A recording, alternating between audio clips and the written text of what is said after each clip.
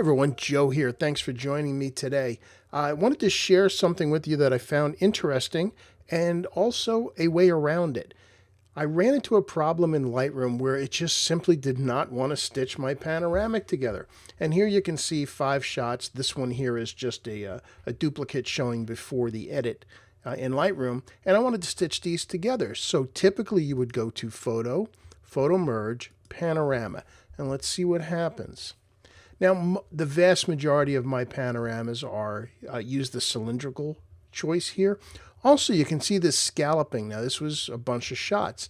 However, this was shot on a gimbal head with the panoramic setting. So I'm going to take boundary warp all the way over, and that looks pretty good. So now I'm going to click on Merge and watch what happens.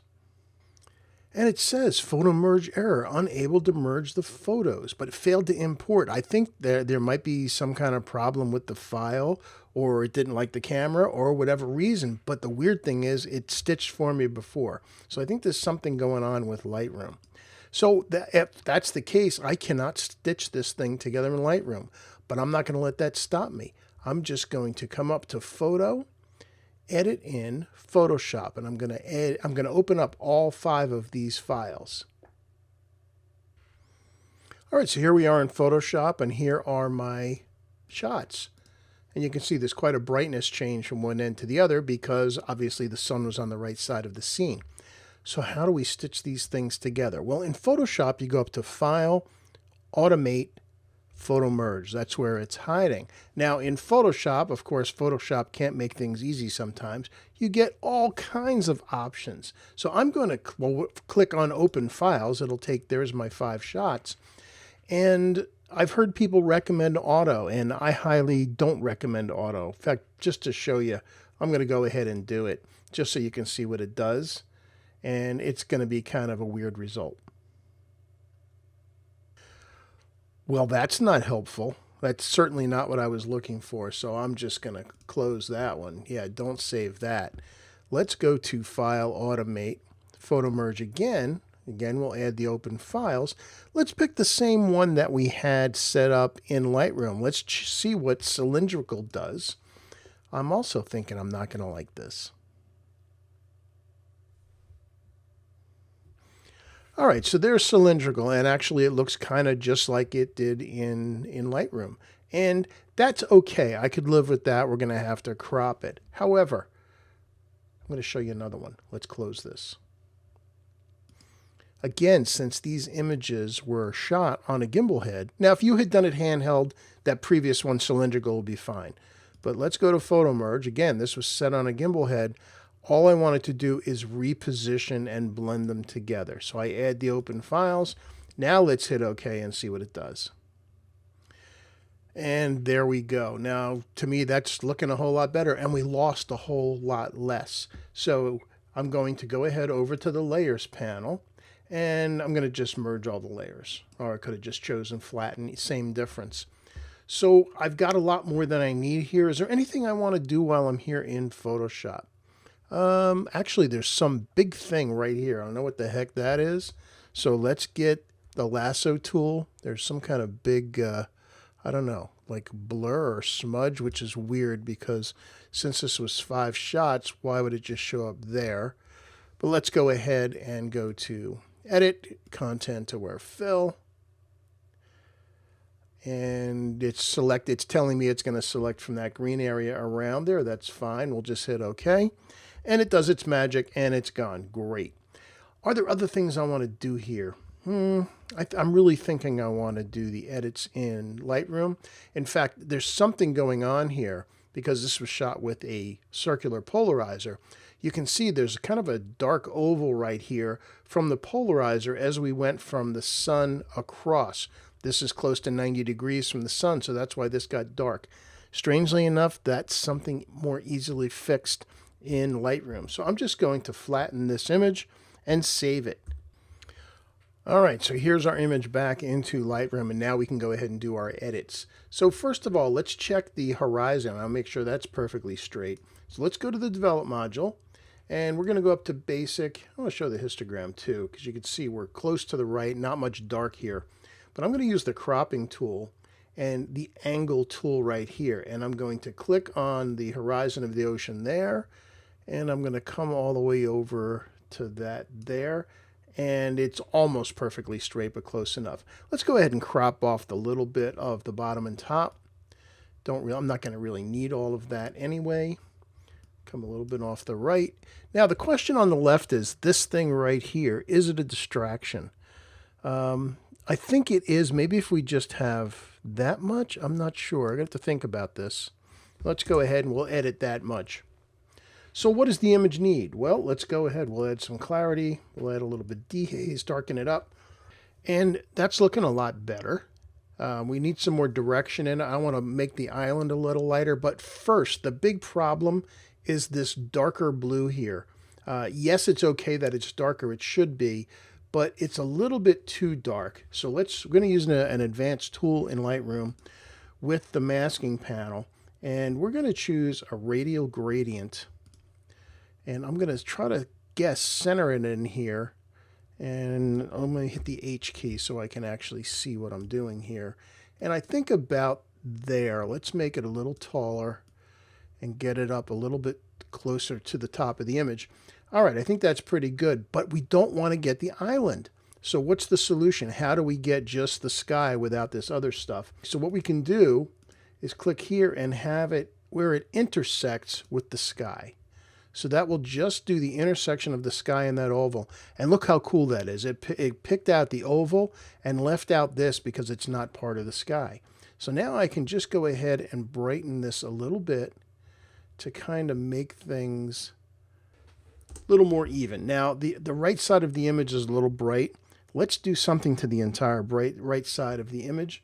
We'll create a new mask. We're going to do a linear gradient. And let's come across here. Something like that. Let's darken this up a little. And it looks a little bit better. I don't want to make it even because that's not how the sky works. The sky would be lighter over there. And actually, you know what? I'm seeing this repeating pattern that I hadn't seen before. There it is again. Can Lightroom deal with that? Let's find out. Let's get the erase tool. Let's see what happens if we do that. Will it fix that thing? It actually does a pretty good job. Let's do one here. Yeah, actually with this one, let's actually make it a little bluer.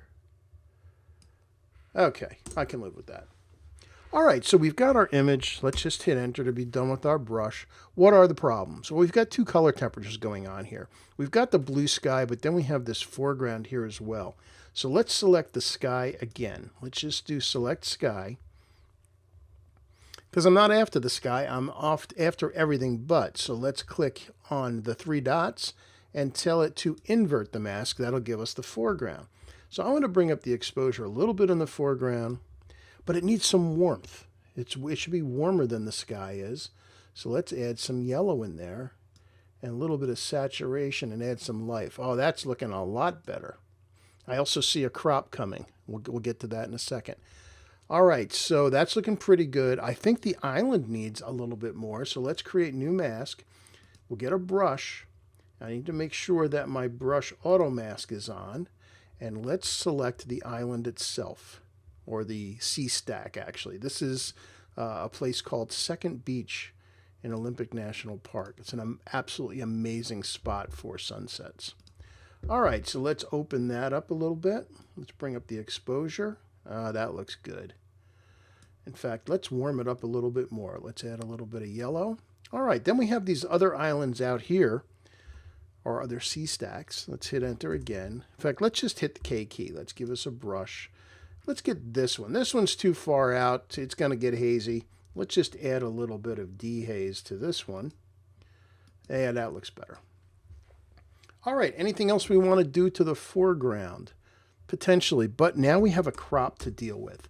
As there's really nothing going on over here, and the brightness is a distraction. So let's bring up our crop tool, and let's come in. And by putting it here, now we're getting our little friend, the sea stack there, a little bit more prominence in the image. I'm going to come up on the foreground a little bit, even come down from the top. Let's see how that looks. Yeah, that's looking better. And let's go to effects and add our vignette. And the last question is, do we want to help the viewer get to the C-stack? Let's try it. Let's hit K to get our brush. We have a new brush here, and we're going to turn off auto mask, and going to use this water path here to come up to the island. I actually don't want to get this one particular rock in here, so I'm going to hold down the Alt key and get rid of that. And we're just going to brighten up that green area a little bit.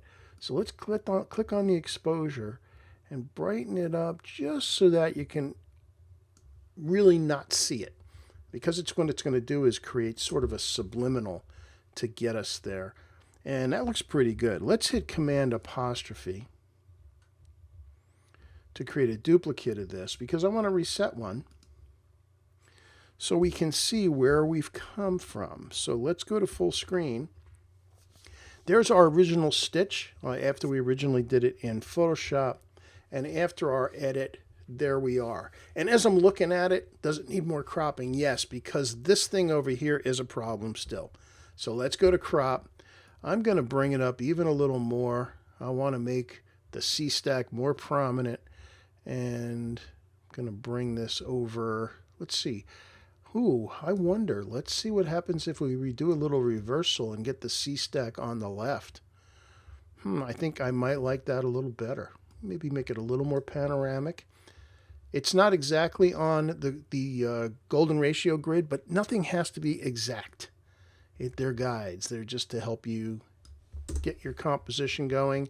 And I think that's the answer. And what I'm going to do is I'm going to help it along by making the vignette a little bit darker. So before I leave this edit today, I wanted to fix a couple of things. That thing in the sky that did turn out to show up, ideally it would be better if you fix that on the individual files before it gets stitched together. But I brought it back into Photoshop, and let's see if we can fix it. Now first, to make it easy, I'm going to make a copy of it, and I'm going to use Photoshop to select the sky, because that's the only place I want it to be able to edit. So now, if, for example, I was going to use the stamp tool, hold down the Alt key and click here, if I come into the island or the C-stack, I won't do anything because it's only what is selected, which in this case is the sky. So with the sky selected, I'm actually going to do a copy-paste, which is going to give us a layer just of the sky. And in order to keep those areas transparent, I'm going to lock the transparency, which is this thing here. Now I can come over here and Alt this. Again, I'm going to work at 30%, so I can take this color and bring it in. Same thing down here along the horizon. I just want everything to be nice and smooth. Also have a little bit of a color shift going on here. So again, it's 30%, but the beauty is if you keep doing it, it's cumulative, and it will get rid of some of those things that you don't like. Same thing there. Yeah, that's looking a heck of a lot smoother. In fact, I'm even going to lighten up the top of the island on the other side by using some of that. And then over here. All right. Looks like I get a little shadow of something there. Let's get rid of that. Okay. Again, cumulative on that, but working at a lower number like 30% opacity. And that's looking a heck of a lot better. In fact, I can toggle this on and off so you can see the before and after, and it's smoothed out the problems. Much better. So I'm going to go ahead and flatten that and save it and send it back into Lightroom. All right, so here we are back in Lightroom, and there's the before and there's the after. So we fixed those little bit of problems that were happening in the sky, bringing that into Photoshop. Again, ideally, the best thing is do it before you stitch it together. I didn't see it, so it got past me. But here we are. So again, we can take a look at our before and after. Let's go full screen. There's the stitch when we first brought it into Photoshop, then we brought it back into Lightroom and back into Photoshop, but to fix the problems. But now we have a cool image of one of those C-stacks with apparently the tide coming in as it gets down around my feet. So that was a lot of fun. I hope you enjoyed that. It was a little bit of a complicated edit, But it's happened because Lightroom wouldn't let us do the stitch for some reason, which I still don't know what it is. If you ever run into that problem, there's a way out. You can go ahead and you can do your stitch in Photoshop. So that's it for today. I hope you enjoyed it, and I will see you online again soon. Have a great week. Bye-bye.